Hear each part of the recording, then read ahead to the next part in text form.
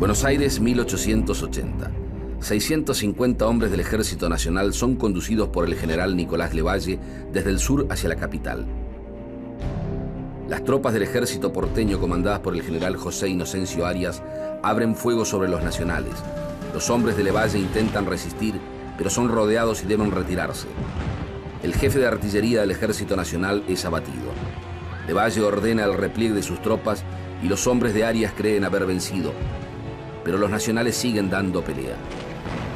La madrugada del 21 de junio, avanzando en silencio, las tropas nacionales al mando del general Eduardo Racedo atacan el puente Alsina por el oeste. La batalla se extiende varias horas y se contabilizan alrededor de 500 muertos. La superioridad numérica de los nacionales obliga a los rebeldes a retirarse. Pocos días más tarde, tras la batalla en los Corrales Viejos, el gobernador de Buenos Aires, Carlos Tejedor, renuncia y la provincia es obligada a ceder su capital a la nación.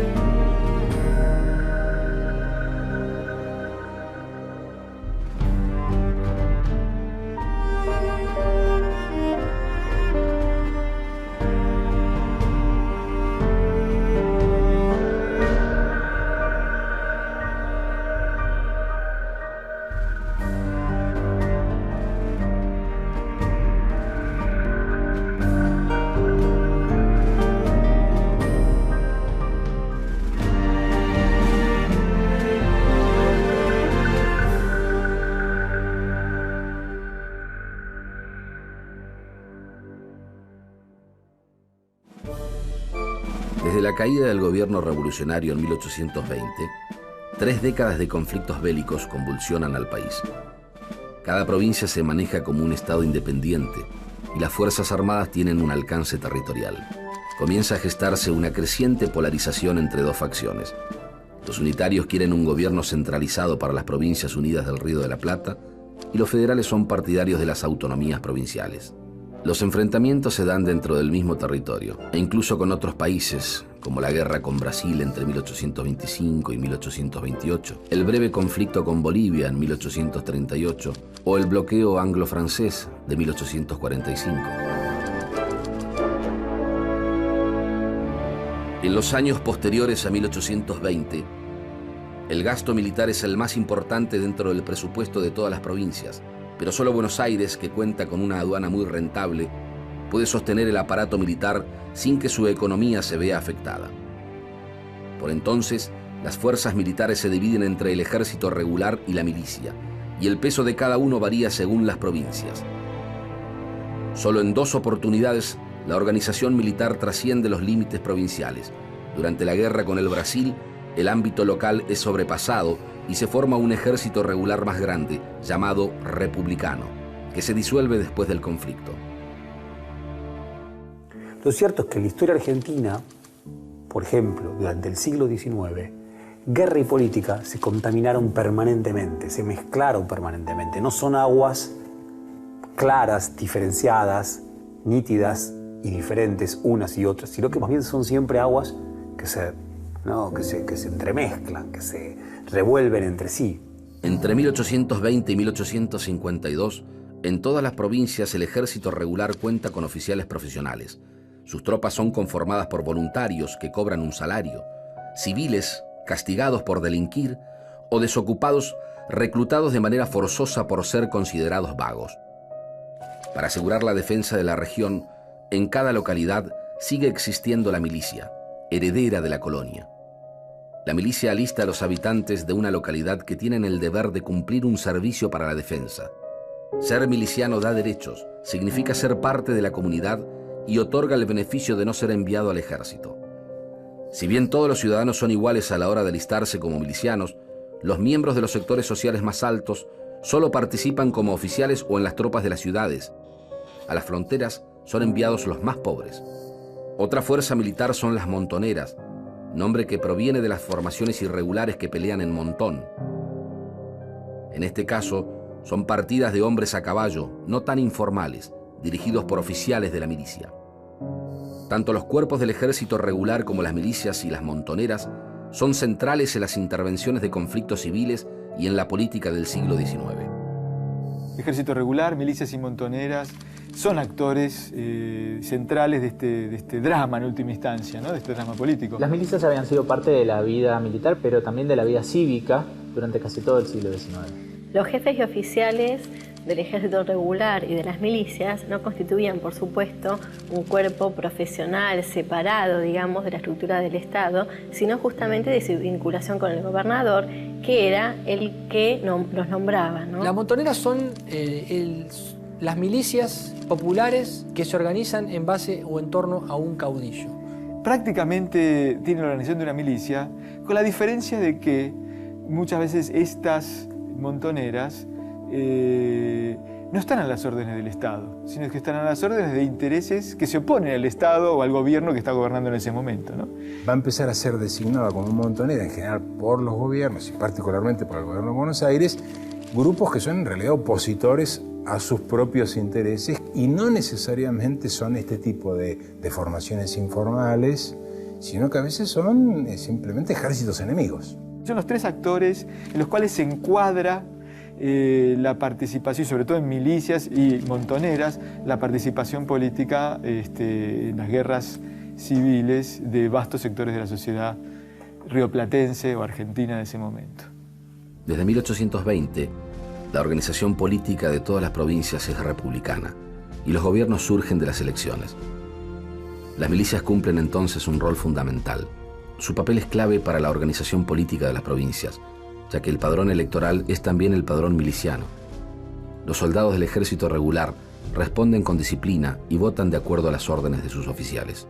¿Por qué es tan relevante la milicia en la época y por qué hay una relación tan estrecha entre milicia y política? Porque todo hombre, hombre en el sentido de masculino, tenía derecho a votar siempre y cuando estuviera inscrito en la milicia.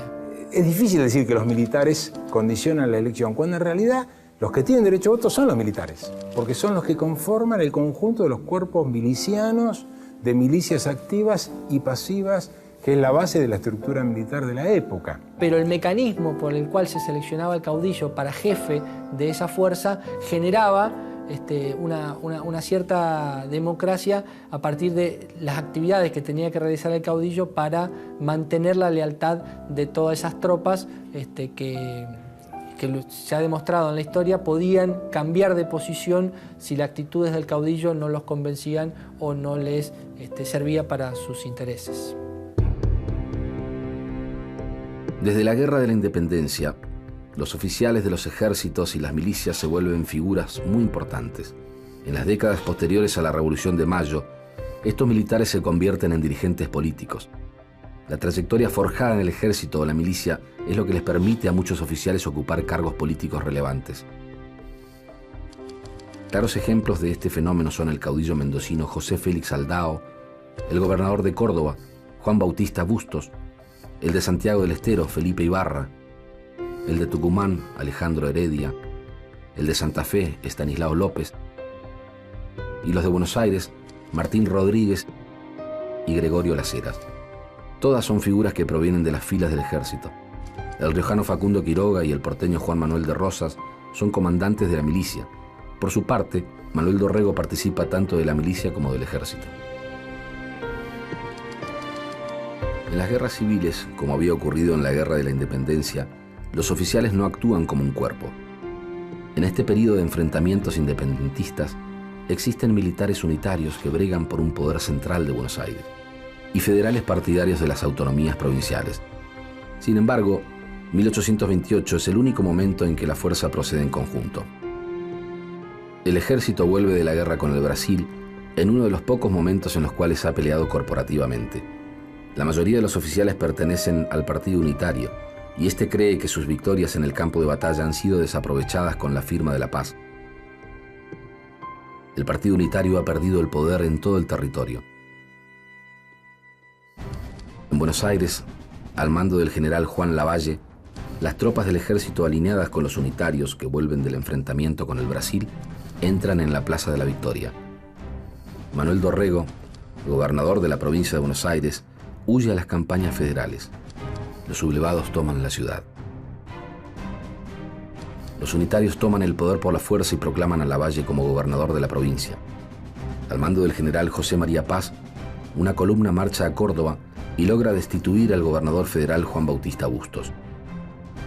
El resultado de este combate obliga a todo el interior a integrar la Liga Unitaria. El ascenso de este grupo en todas las provincias es un hecho y las tropas del federal Facundo Quiroga son derrotadas. El 9 de diciembre de 1828, Dorrego enfrenta a las tropas de los unitarios en Navarro, pero es vencido. Intenta huir hacia el norte de la provincia, sin embargo 2 de sus hombres lo traicionan y es puesto prisionero. El 13 de diciembre de 1828, por orden de Juan Lavalle, Manuel Dorrego será fusilado. La reacción de los federales no se hace esperar. Las milicias y las fuerzas montoneras vencen a Lavalle y conducen al federal Juan Manuel de Rosas a la gobernación de la provincia de Buenos Aires. Buenos Aires forma entonces el ejército de la Confederación, que tiene como aliado al Ejército Federal de Santa Fe. Una formación militar que derrota a José María Paz, termina con los unitarios y marca el triunfo del federalismo en todo el país. El 6 de diciembre de 1829 llega a la gobernación de la provincia de Buenos Aires Juan Manuel de Rosas. Este caudillo es un hacendado que negocia con los federales, los indígenas y sectores populares bonaerenses. Entre los años 1835 y 1852 gobierna la Confederación Argentina. La Confederación surge a partir del Pacto Federal de 1831 en respuesta a la Liga del Interior liderada por Paz. A partir de la Confederación se empieza a intentar instaurar un ejército ya más de carácter nacional y no tanto como una sumatoria de ejércitos provinciales. La militarización y la ruralización de las bases de poder le va a permitir a Rosas basar la autoridad del Estado y lograr un importante disciplinamiento social. Desde 1832 hasta 1852, salvo breves excepciones, todas las provincias son federales, bajo la tutela de Rosas, gobernador de Buenos Aires y encargado de las relaciones exteriores de la Confederación. Durante su gobierno no faltan las luchas civiles, los combates internacionales y los fronterizos entre la sociedad argentina en formación y los pueblos originarios del Chaco y de la Pampa y la Patagonia. Juan Manuel de Rosas tiene durante su gobierno muchos opositores a los que va neutralizando, hasta que en 1852 una alianza entre Entre Ríos, Corrientes, Brasil y el gobierno uruguayo logra vencerlo en la batalla de Caseros. Después de la caída de Rosas, la estructura militar se mantiene, pero con algunos cambios. El 5 de marzo de 1854, Justo José de Urquiza, defensor del federalismo, llega a la presidencia de la Confederación Argentina. Durante su gobierno, intenta crear una fuerza de alcance nacional, integrada por el ejército regular y una organización miliciana llamada Guardia Nacional. Se constituye como la reserva del ejército. En ella es obligatoria la participación de todos los ciudadanos argentinos de entre 17 y 60 años. Al mismo tiempo, siguen existiendo las milicias provinciales que mantienen el orden local. El Poder Ejecutivo tiene jurisdicción sobre la convocatoria de la Guardia Nacional, pero en los hechos, las fuerzas militares siguen respondiendo a los gobiernos provinciales. En la segunda mitad del siglo XIX, la importancia de la milicia continúa siendo fundamental en la vida política. Los futuros líderes políticos de la provincia inician sus carreras como oficiales milicianos y saben utilizar sus vínculos en la esfera militar como capital político. Claros ejemplos de este fenómeno son Bartolomé Mitre, Adolfo Alsina y Leandro N. Alem. Hay varios caminos por los cuales la actividad militar miliciana permite a esos líderes llegar a posiciones políticas importantes de poder ser gobernadores, ¿no? Mitre tiene en la historia argentina un lugar especial por varios motivos. Por un lado, porque de algún modo es el primer gran historiador. pero también porque es el único gobernador de la provincia de Buenos Aires que llegó a ser presidente. Y miren que lo intentaron varios. Entre 1853 y 1861, Buenos Aires se mantiene independiente de las demás provincias. La batalla de Pavón es clave en la guerra civil.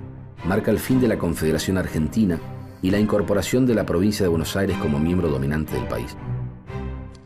En 1862, Bartolomé Mitre llega a la presidencia de la Nación y envía al ejército a reprimir a los grupos federales que desde las provincias se oponen a la política de hegemonía porteña. En el interior encuentra resistencia. La más fuerte la oponen las montoneras movilizadas en La Rioja al mando del caudillo federal Ángel Vicente Chacho Peñalosa.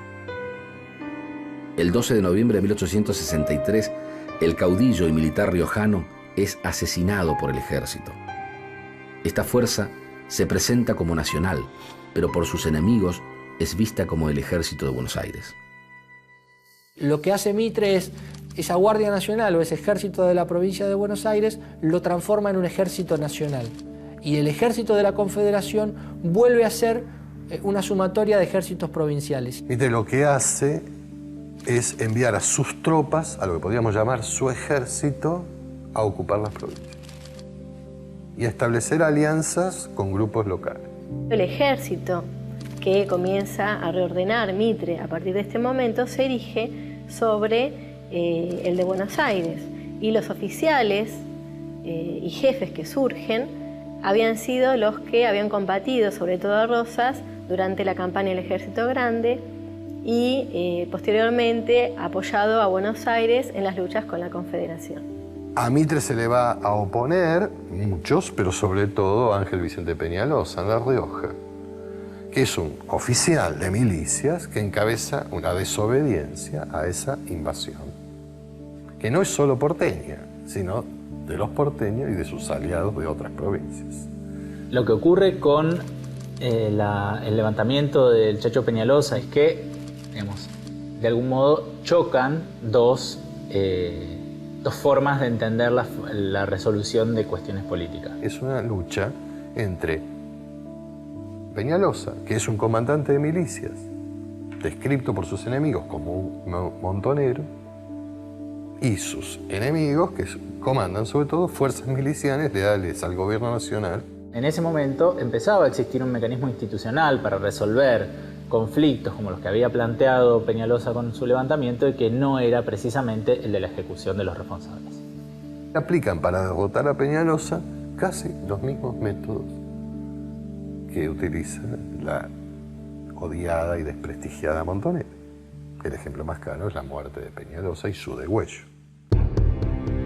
En 1865 comienza la Guerra de la Triple Alianza, en la que Argentina, Uruguay y Brasil se enfrentan a Paraguay. La estructura del ejército basado en las fuerzas provinciales empieza a cambiar.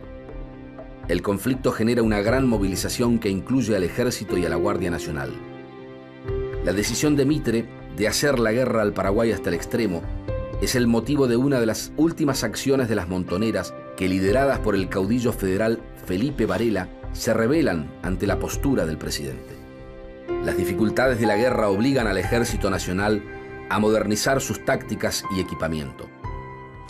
Hacia el interior de las fuerzas militares se consolida una oficialidad que es más fiel al Estado Nacional que a las provincias o partidos políticos. Entre 1870 y 1876, el Ejército Nacional derrota 3 levantamientos del entrerriano Ricardo López Jordán, el último caudillo de los federales. En 1874, los partidarios de Bartolomé Mitre se rebelan ante el resultado de las elecciones presidenciales, alegan fraude y no reconocen el triunfo del liberal Nicolás Avellaneda. Las Fuerzas Armadas Nacionales logran neutralizar a los rebeldes. El Estado se apoya en el ejército y consolida su poder sobre las provincias. En 1876, el gobierno de Nicolás Avellaneda busca conseguir el monopolio de la fuerza y prohíbe a las provincias la movilización de las milicias. A pesar de la prohibición del presidente, la provincia de Buenos Aires se las ingenia para organizar clubes voluntarios de tiro y se arma para protagonizar la última rebelión contra el gobierno nacional. Al mismo tiempo, el Estado Nacional utiliza las Fuerzas Armadas para consolidar su territorio. En 1879, el ministro de Guerra, Julio Argentino Roca, dirige la denominada Campaña del Desierto, que somete a los pueblos originarios asentados en las tierras de la Pampa y la Patagonia. En 1880, el gobernador de Buenos Aires, Carlos Tejedor, pierde las elecciones presidenciales frente al candidato de Avellaneda, Julio Argentino Roca. Los seguidores del perdedor no tardan en sublevarse. El presidente Nicolás Avellaneda envía al Ejército Nacional y la ciudad rebelde es derrotada. Buenos Aires deja de ser la capital de la provincia para convertirse en la capital federal de la nación. En 1880 se da un proceso de movilización de cuerpos milicianos en torno a un conflicto que surge entre el gobierno de la provincia de Buenos Aires y el gobierno nacional. Este conflicto va a desembocar en la revolución de 1880, que podríamos considerar la última de las grandes rebeliones provinciales. La elección del 80 es la conversión del ministro de Guerra y jefe del ejército en presidente. Dicho, uno podría decir, por elecciones, sí, pero todavía no es un actor autónomo el ejército. Es parte del sistema político. Los oficiales, digamos, no hay separación entre líderes políticos y militares. Esta movilización, con fuerte apoyo en las milicias provinciales, va a ser derrotada por el Ejército Nacional, fundamentalmente por el Ejército de Línea, liderado justamente por el presidente electo, Julio Argentino Roca, y esto va a dar pie al inicio de un proceso de reorganización de las fuerzas militares y de la relación entre movilización política, o por lo menos movilización política miliciana, y la estructura militar. La última gran rebelión de 1880 es el cierre de un proceso histórico.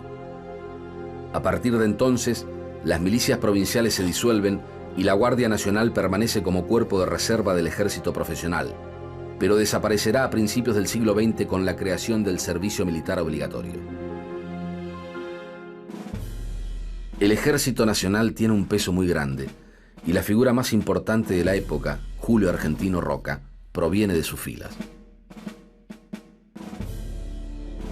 Integrante del Ejército de la Confederación, lucha contra Buenos Aires en las batallas de Cepeda y Pavón. Participa en la Guerra del Paraguay y comanda la columna que vence la rebelión de Ricardo López Jordán en 1871. La carrera militar de Roca funciona como la plataforma que le permite el ascenso en la vida política. El 12 de octubre de 1880 es elegido presidente de la nación. A pesar de su importante carrera militar, Julio Argentino Roca asume su cargo como civil. Una característica que sintetiza el comportamiento del Ejército Nacional, que se mantiene subordinado a las autoridades legales durante este periodo. Característica que cambiará unas décadas más tarde. En realidad lo que uno puede ver, mirando de conjunto el siglo XIX hasta principios del siglo XX, es discontinuidad en el ejército regular, intentos de formarlo y desintegración, no hay ninguna continuidad, más que de la experiencia, no de la estructura, y sí una persistente presencia de las milicias. Hacia fines del siglo XIX lo que empezamos a percibir es que surge un proceso de profesionalización que va a tender a autonomizar la vida militar de la vida política. Esto sí quiere decir que las lógicas de organización de la vida militar y de promoción dentro de los cuerpos de oficiales no van a estar atados tan directamente a la participación política de esos oficiales como anteriormente y viceversa. Justamente cuando termine de organizarse el ejército, de consolidarse el ejército regular como la fuerza de defensa, pero también de orden interno, desaparecerán las milicias y serán sustituidos por un sistema de subordinación civil al ejército que es el servicio militar obligatorio.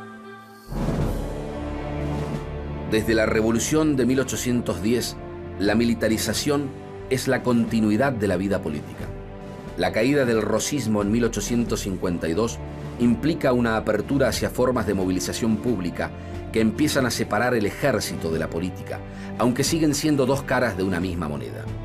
Hacia fines del siglo XIX, el ejército comienza a profesionalizarse y al mismo tiempo se distancia de la política. Este proceso va a permitir que durante el siglo XX el ejército y la política sean distinguidos como dos ámbitos independientes.